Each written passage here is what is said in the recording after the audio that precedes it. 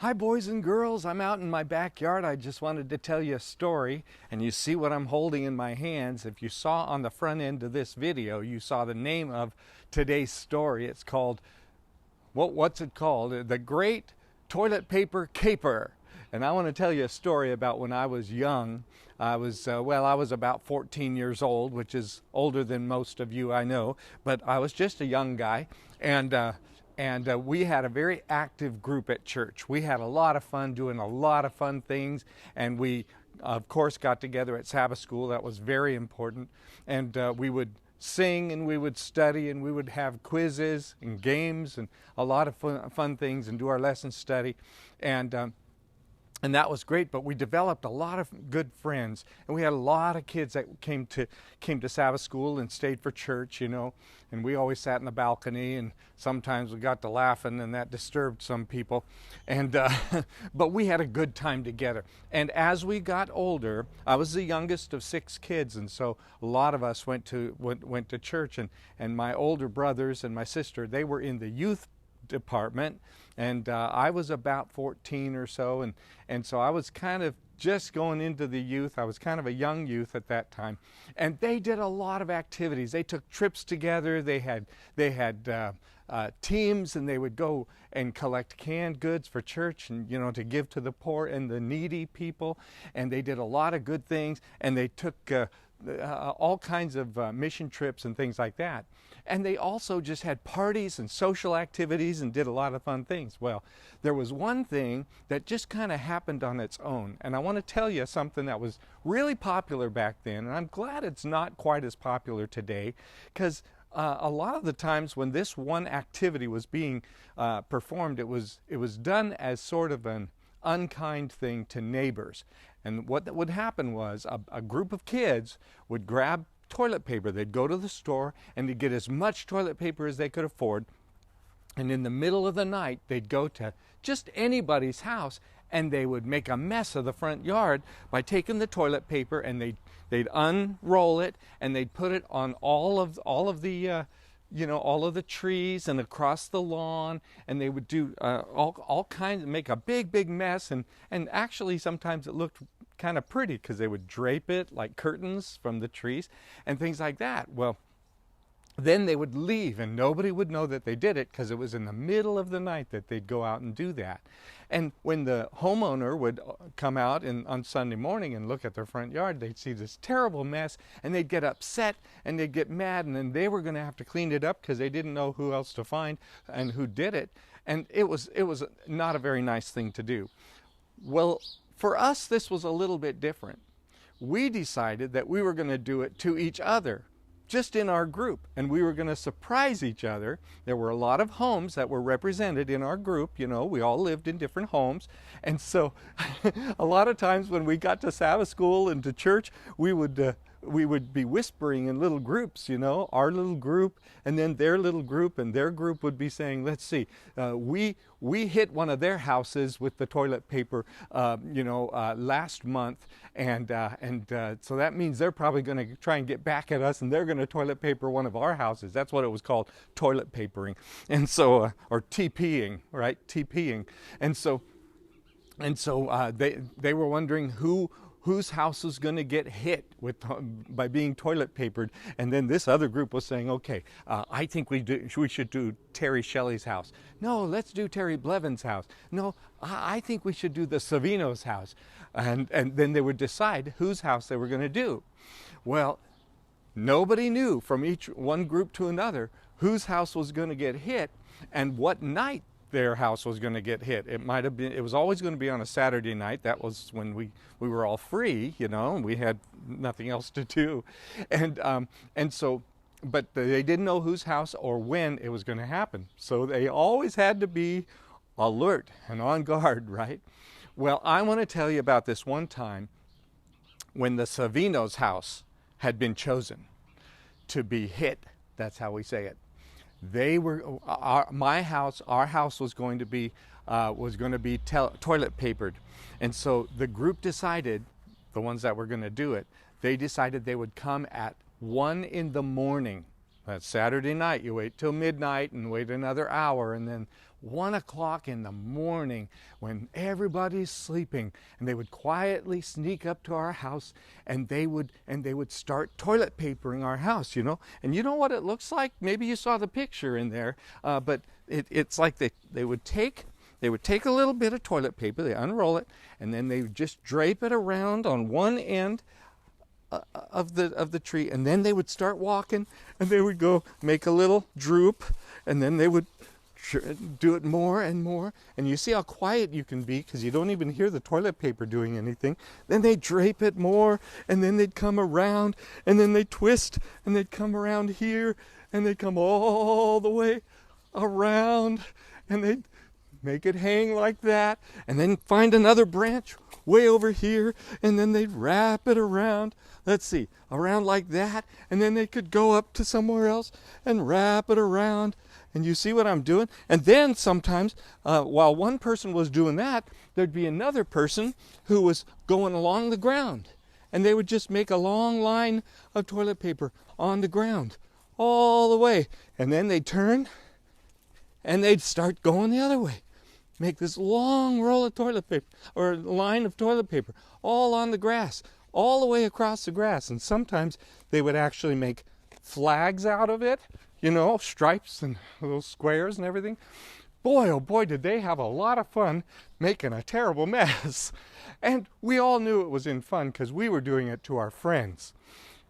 Well, on this day when they decided that they were going to toilet paper the Savino's house, what they didn't know in this one group was that the Savinos, our side, had a spy in their group, and our friend was listening, and he was acting like, yeah, I'm going to help you guys.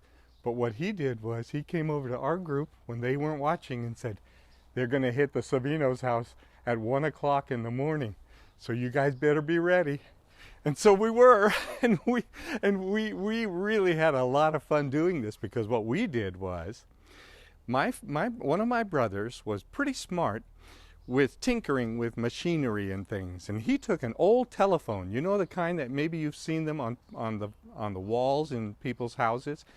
That's the only kind of phone we used to have, was the kind that sat on people's houses, or they sat on a shelf and they were connected, and took a little bit of power to run them, and they would ring really loud.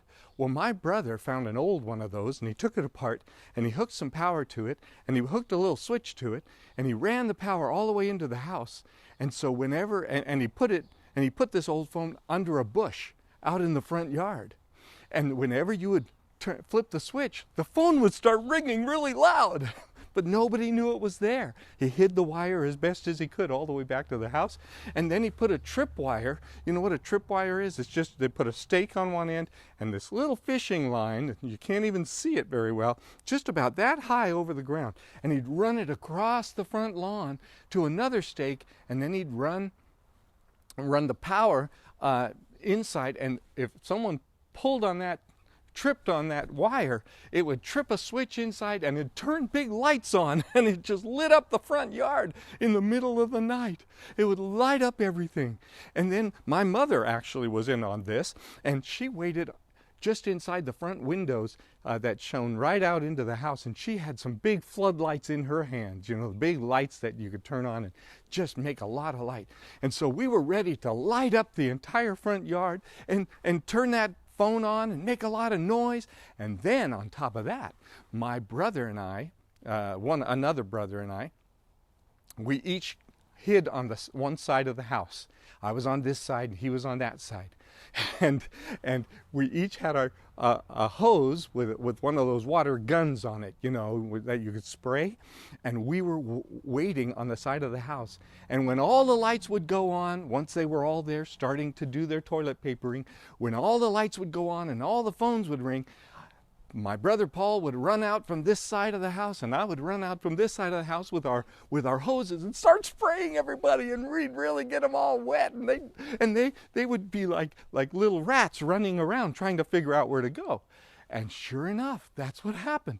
They all came, and there were a lot of them, and they all had cars, and they brought the cars all the way down and parked just the next street over so we wouldn't notice anything if we happened to be awake or up waiting for them. And they left their cars a whole block away almost, and then they snuck along the sides by the other houses, and they came to our house and they started doing this. And they were all there, and you could hear some giggling because we were off to the side just waiting and watching. And so you could hear them giggling and saying, oh, they're going to really be surprised when they wake up in the morning because they're going to see all the toilet paper and they're going to know that we did it. And so there they went. They're just really making a real mess. And at the right time, one of them tripped that wire. They walked right over that wire. It turned on a bunch of lights. My mother saw those lights, and so she was inside. And she turned on her lights, and they were flooding out there, lighting up the entire front yard.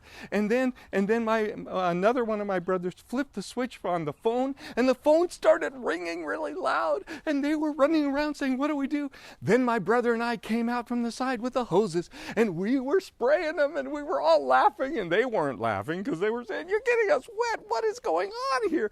And they all ran away into the night, into the darkness, and they ran back to their homes. Now I'm going to tell you a little part of this story that I'm not proud of. None of us are proud of, because we got a really bad idea and we followed through with it. And we learned our lesson, and I'm going to tell you what happened. Back then, it was really popular for some teenagers who had nothing else to do to go to the store and to buy some eggs. You know how you buy the eggs. Your mom or dad buys the eggs in a carton of eggs. And they would buy a whole bunch of eggs. And just randomly, just without thinking, they would go in front of people's houses and throw the eggs at their houses. And when those eggs would break, because they're raw eggs, when they would break, they would make a terrible mess. Have you ever seen that? They make a terrible mess on the houses. And whatever the eggs are made of could actually eat away paint if it hits a house or a car. If you don't wash it off pretty quick, it can just eat away and really mess up the paint job. And they're sticky. You know how eggs are. They can get really sticky and ugly. And that's what a lot of kids were doing, just to anyone they wanted to. But we were all friends, and so we thought that would be a fun thing to do too. And so the team that I was on had some eggs. And we came out from the side after we had we were done spraying them, and they ran back to their cars. We knew that the only way they could get out of there was to drive right by our house on their way out of our block. And so here they came, and we had our eggs, and we started throwing eggs out at the cars. We were going to teach them a lesson, right? And I was telling my brother, hurry up, they're getting away. And we both started throwing eggs, and I don't know that we even hit any of those cars at all, but that was kind of fun for us, and we enjoyed throwing eggs at the cars, Don't ever do that. It's a terrible thing to do. And so, but it wasn't over then. One of my brothers got in his car, and he took out after them, and he had a bunch of eggs, and he had someone with him. And they were going to try and catch them and throw eggs at them at a stop sign or something, wherever they could find them. And so they were chasing them. And then my other brother, Paul, he said, get in my car. And he had this old 63 Tempest, and it didn't have a lot of power. And but we got going, and we were going to chase after them too. And they were getting away. In fact, the car that we were all chasing was our youth leader, the guy in charge of our youth Sabbath school.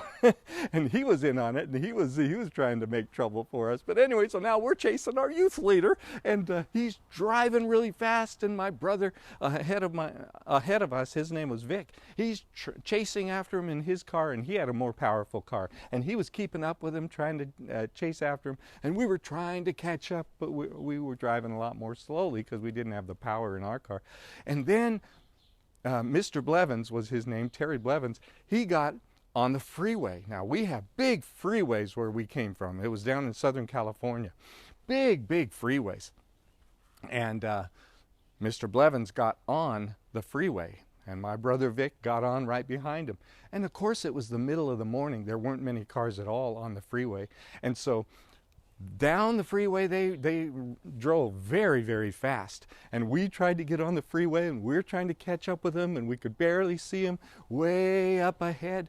And so as they went along, the freeway split in two directions. Have you ever been on a freeway or a road that did that, where you have to make a decision where you have to either go left or right? If you go left, down there in Southern California, if you were to go left on this freeway, you'd be headed straight for Disneyland. But if you turned right, you'd be headed for the beach. And so I don't remember where Mr. Blevins lived. I think it was toward Disneyland. And so, but he didn't know which direction he should go on that freeway because he didn't usually drive out our way. And so as he was going, he had to make a decision. Do I go left or do I go right? Finally, he just couldn't decide, and so he slammed on his brakes right there in the middle of this freeway where it divides, and he landed right between the freeways on this center area that people aren't driving on. And he skidded to a stop. Well, my brother Vic was right behind him, driving, trying to keep up. And when Mr. Blevins hit his brakes and he stopped so quickly, my brother didn't want to run into him, and so he swerved his car around Mr. Blevins, and he ended up right out in front of Mr. Blevins. Now, let me tell you, both of their cars looked very much alike, and they were both painted white. Now, remember where my brother Paul and I were? We were in the slow car trying to catch up with him. And as we were getting close to him, I yelled to Paul, "Paul, look up there. They stopped. They stopped up there." And we were coming up on them. And I said, "Hey, I could throw the eggs now because they've stopped." And Paul said, "Yeah, throw some eggs at them." And so I said, "Well, which car? Which car is Mr. Blevins?" He said, "Well, obviously it's the one in the front." Well, it wasn't the one in the front, was it? That was my brother Vic's car, and he was in the front. So you can imagine what just happened. As we drove by, I got 2 eggs, put them in my hands because I knew we were just going to keep driving. And I threw them as hard as I could at the front car, and splat! I could tell they hit, and we kept driving. We didn't want them to catch up with us and make any trouble with us, you know. And so we were laughing, and we were so happy that we threw the eggs at the car, and we won. And so off we went, and we drove all the way back around, and we got back home. And we told Mom all about it, and she said, "You really shouldn't have thrown the eggs or anything. But boy, didn't we have a lot of fun." And we said, "Yeah, it was great." Well, it took a long time for my brother Vic to get home, and we wondered where in the world he was. Well, eventually he did come home. We said, "Where were you?" And he said, "Well, I had to wash my car." And we said, "Well, why? Why would you wash your car in the middle of the night? I mean, you didn't get eggs on it, did you?" He said, "Yeah, I was the car in the front. You threw eggs at my car." And Mr. Blevins just drove home. Oh, we learned our lesson. And the next day, my brother Vic noticed that he hadn't cleaned his car as well in the middle of the night. Had to clean it more because it takes a long time to get eggs off of your car. Otherwise, they'll mess up the paint on your car. Guess who got to spend half the day cleaning my brother's car? Me. That wasn't so good. You know, sometimes we can get ourselves distracted by other things, and we might think that this is the way to go. You know, I should throw eggs at the front car. Or in my life, in your life, you know, you could say, "I think I should do this," or "I think I should do that. It won't hurt anybody, and oh, it'll be fun, and we'll have a great time doing it," right? Sometimes we don't think ahead, do we? Sometimes we need to just stop and think before we act, right? And we have to think, is that the best thing to do?